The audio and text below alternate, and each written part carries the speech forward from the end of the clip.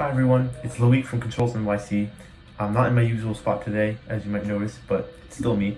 Last video, I finished my proposal with riser diagrams and my sequence of operations, and this video I'm going to start planning my build with a materials list and a wiring diagram.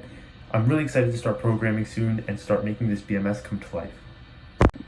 So here's my materials list. A materials list is essentially the list of components such as chillers, boilers, and mainly controllers that we're going to be using in the project.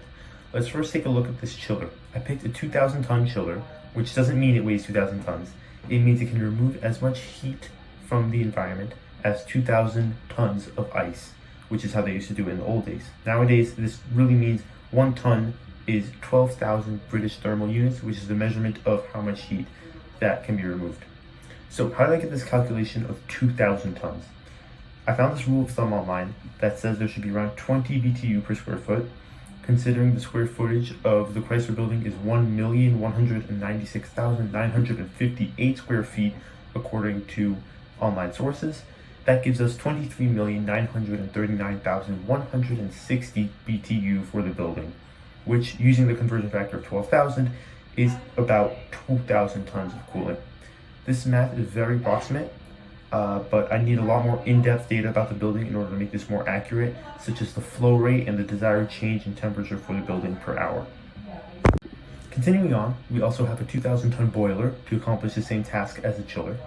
Now let's look at the controllers.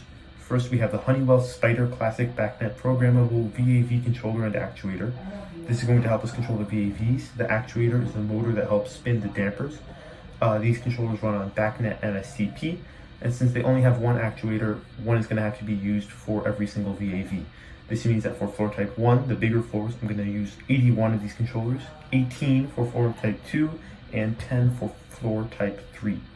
I don't know how many of each floor I'm actually going to end up building in Niagara, so I'll just leave it at that for now. Probably build multiple of each floor. I might even build all 77 floors, but we'll see. I'm going to name them by saying VAV floor number, VAV box number. So for example, VAV 6 on floor 4 would be VAV 46. For our AHUs, I'm going to be using the Honeywell Web EH Series NX26ND AHU controller, which uses BACnet MSTP or BACnet IP. One AHU per floor means one controller per floor, so I'll just call them AHU floor number. For example, AHU 20 is AHU on floor number 20. Then I'll use these Cyper Model 50 controllers for the boiler and chiller, which run on BACnet MSTP or IP. And these can handle up to 2,500 points, which I thought was really impressive.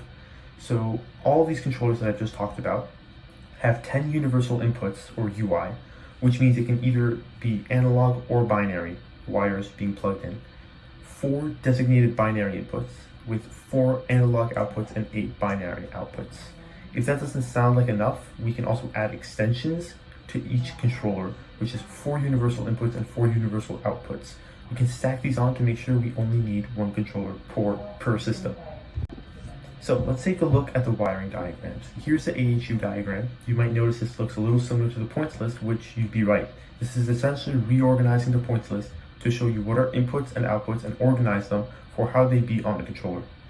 Now, I also know that the supply air temperature, for example, will be routed to UI-1 on controller C-1, which just helps me knowing where it's going to be routed and what's going to happen to it.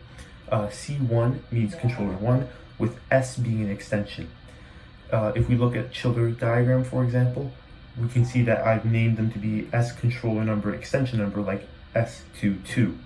So C2 and then S22. Moving on to C3, which is the boiler, we can see the same thing. I've called my VAV controller C4, but remember that there will literally be hundreds of these. So the naming convention of VAV floor number, VAV box number, for example, VAV on floor 6, on number 4 would be VAV 64. So let's look at one of these diagrams in the context that it's meant to be used in. So here we have the flow diagram of our AHU, which I removed all the name tags because it didn't have enough room, but here it is. Now here's this one, and you can basically see that they're just labeled with AO, UI, BI, wherever they're going in. And Yeah, I mean, you can see that the fans have a UO, or yeah, they have a UO and a BI or a UI. And so this is because there's a VFD and the fan status, so you need two metrics there. But the rest looks very similar. It's just showing us where all of it goes, and the black lines are showing the wiring. They're not exactly, but I didn't want it to get too busy by having every single line, every single point having a wire to the LCP, which is a local control panel, by the way. So yeah, that's our diagram, and you can also see here we have something similar for the chiller.